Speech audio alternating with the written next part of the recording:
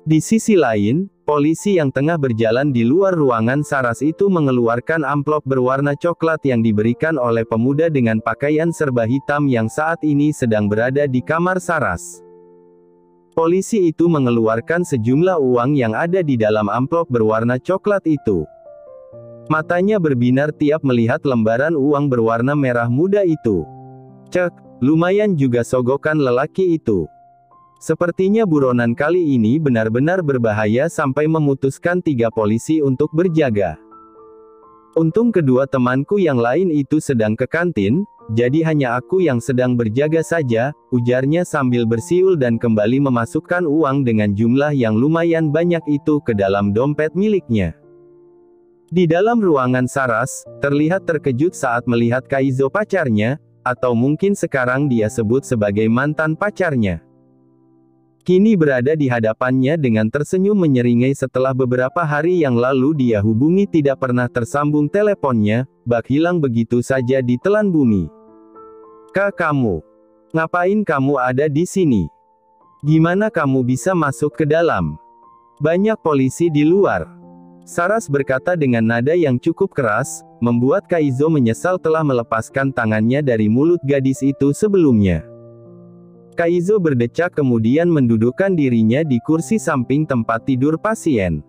"Kamu tidak pintar-pintar ya dari dulu. Aku berpikir, kenapa bisa-bisanya aku menjadikan kamu pacarku jika hanya kepintaran akademik dan wajah cantik saja yang kamu miliki. Aku masuk tentu saja dengan ini." Dengan tersenyum bangga Kaizo mengangkat dompet miliknya sendiri. Saras melotot terkejut, bagaimana bisa polisi-polisi yang telah diperintahkan Lars bisa disogok semudah itu? "Kak, kau. Bagaimana bisa? Maksudku bagaimana bisa kamu menyogok mereka?" Dengan nada terkejutnya, Saras bertanya, membuat Kaizo terkekeh. "Tentu saja aku bisa, apa yang tidak bisa dilakukan oleh uang?" ujar Kaizo dengan mata yang mengedarkan pandangannya, lalu terakhir dia menatap Saras dengan tatapan mengiba.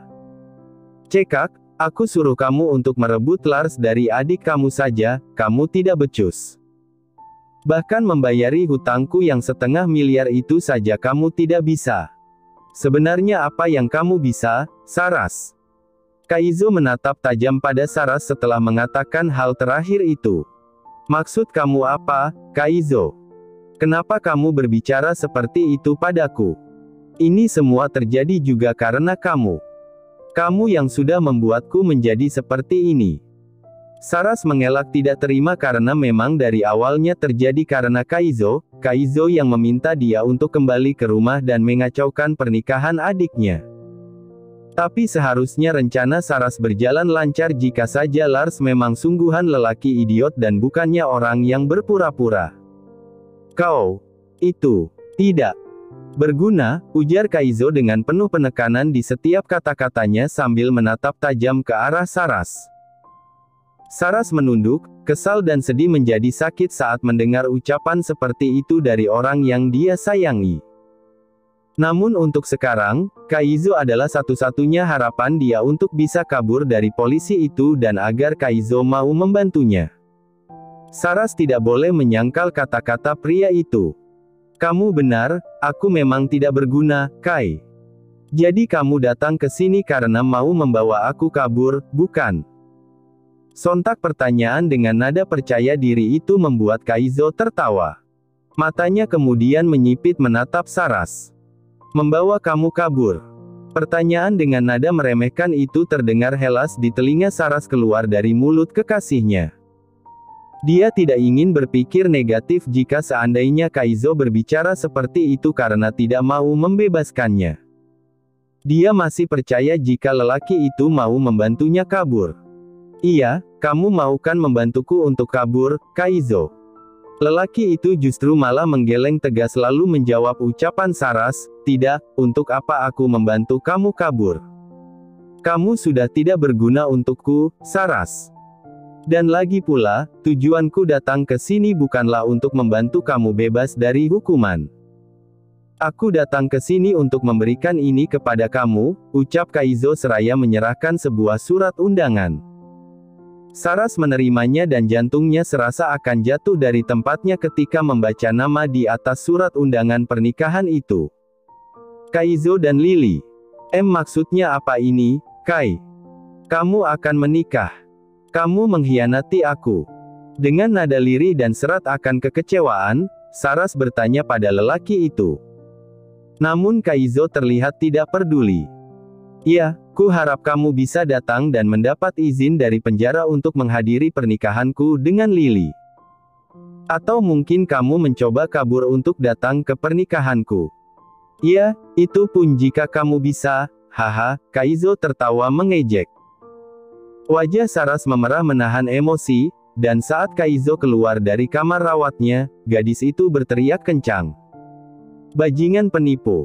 Kaizo sialan, akan kubalas kamu. Kenapa tiba-tiba? Tanya Lita bingung saat Siska terus menyodorkan makanan yang dipegangnya untuk diterima oleh Lita. Siska tertawa kecil, mungkin Lita sekarang menjadi curiga karena tingkahnya yang tiba-tiba baik. Tapi jujur saja, Siska ingin meminta maaf atas perlakuan buruknya kemarin.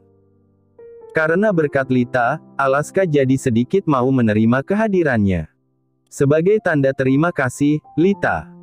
Berkat kamu, Alaska pikirannya jadi terbuka kemarin dan dia sudah mulai menerima aku. Terima kasih banyak, aku sungguh-sungguh senang, dan karena itu aku mau memberikan sedikit makanan ini. Alaska bilang kamu paling suka dengan coklat dan permen Yupi ini, jadi aku membelinya. Masih dengan tersenyum, Siska menyodorkan makanan miliknya ke arah Lita. Reaksi Lita sekarang tidak seperti sebelumnya. Gadis itu tersenyum manis lalu mengambil pemberian Siska.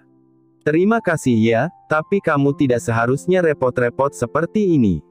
Aku senang jika Alaska sudah mau menerima kamu, Siska. Semoga kalian langgeng hubungannya, Lita mendoakan dengan tulus.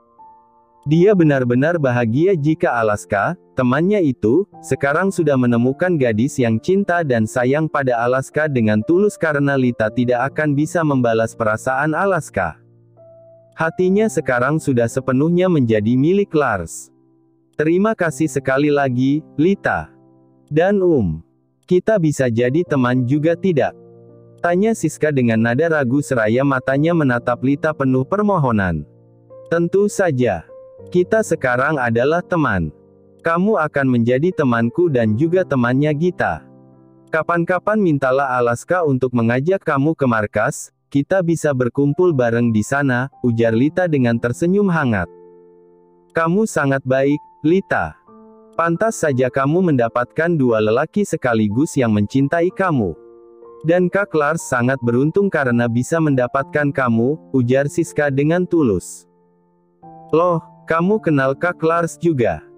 Tanya Lita dengan raut wajah terkejut. Siska yang mendengarnya terkekeh. Tentu saja aku kenal, dia adalah sepupuku. Sepupu?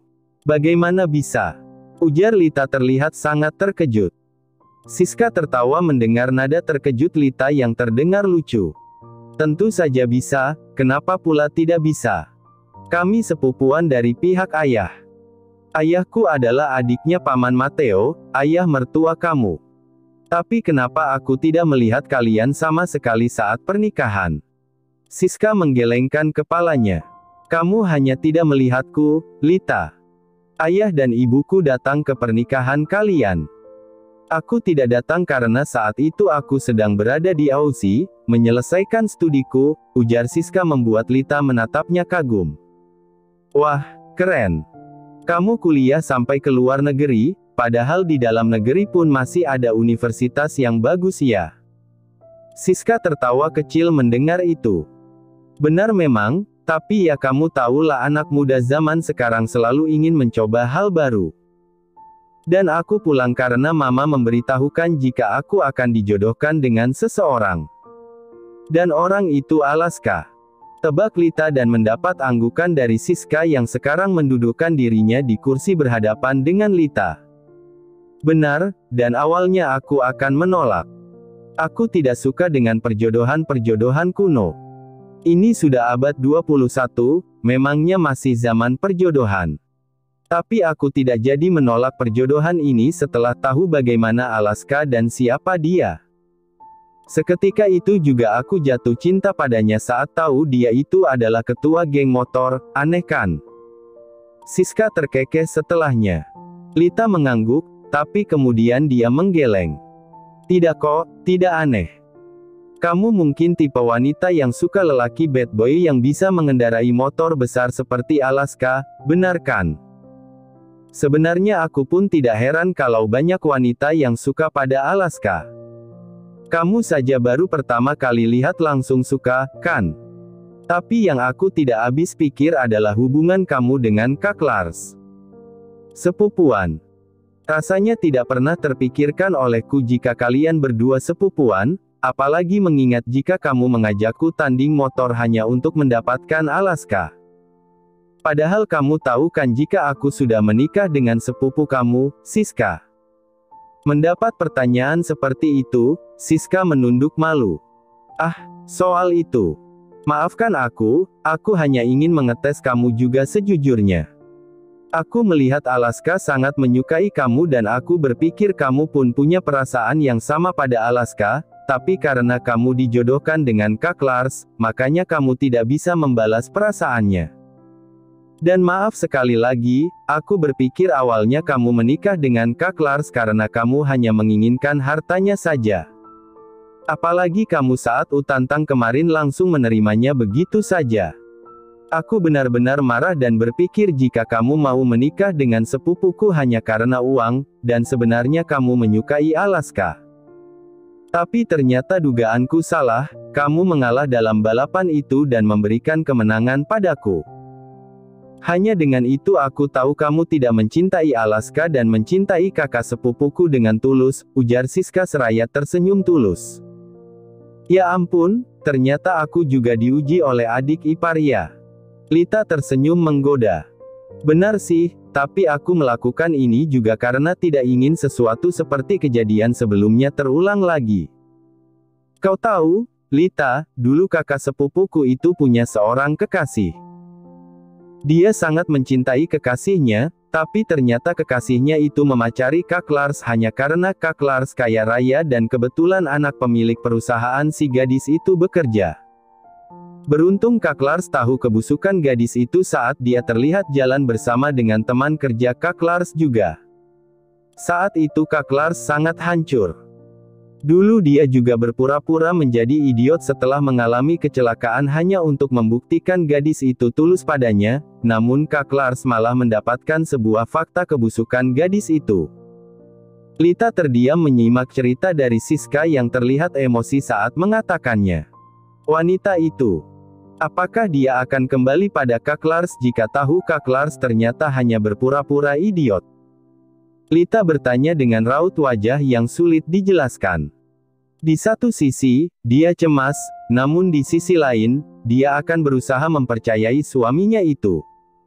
Itu sudah pasti sejujurnya, tapi kamu tidak perlu khawatir, Lita.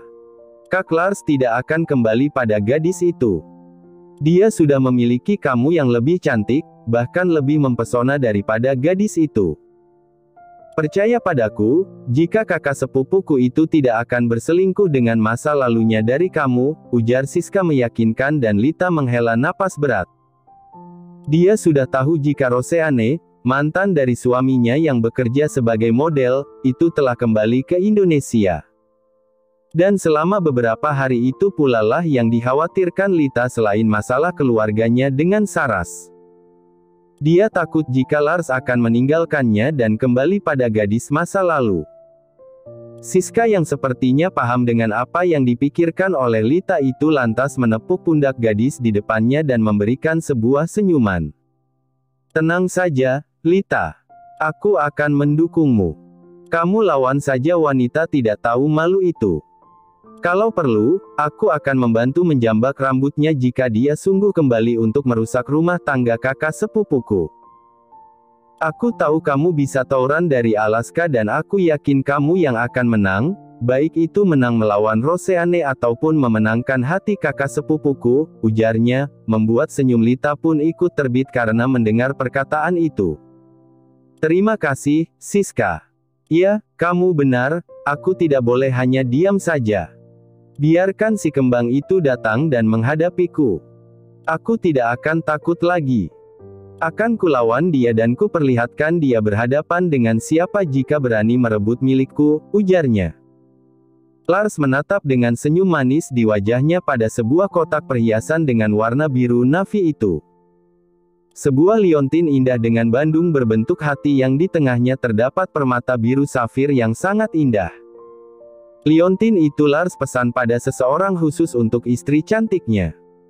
Raka yang berada di satu ruangan yang sama dengan Lars pun sampai mendengus bosan melihat tuan mudanya yang terus-terusan menatap liontin itu selama jam istirahat, bahkan saat makan pun pandangan Lars tidak lepas dari liontin itu.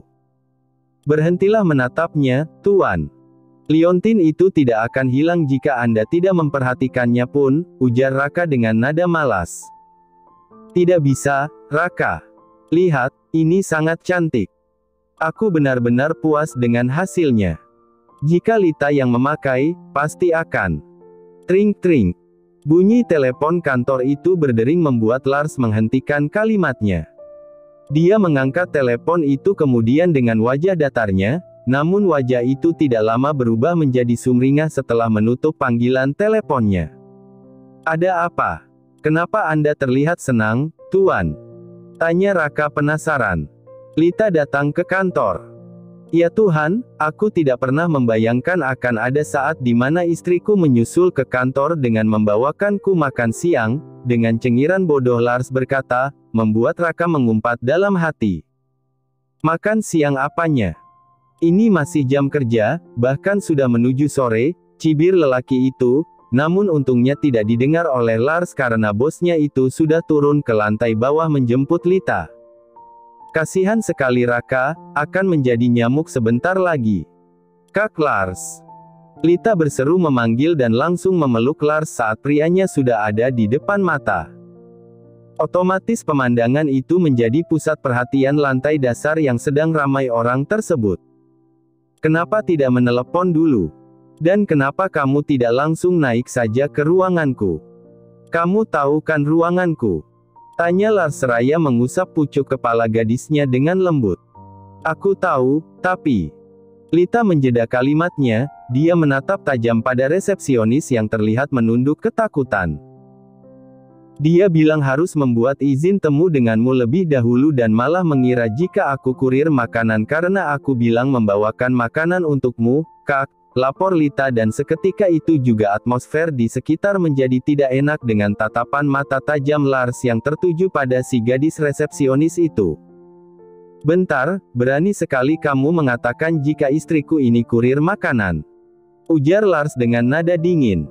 Tuan, maafkan ketidaktahuanku. Saya benar-benar minta maaf, ujar gadis itu ketakutan. Temui Yunita untuk mengurus surat pengunduran dirimu, ujar Lars dan langsung pergi dengan menggandeng lengan Lita.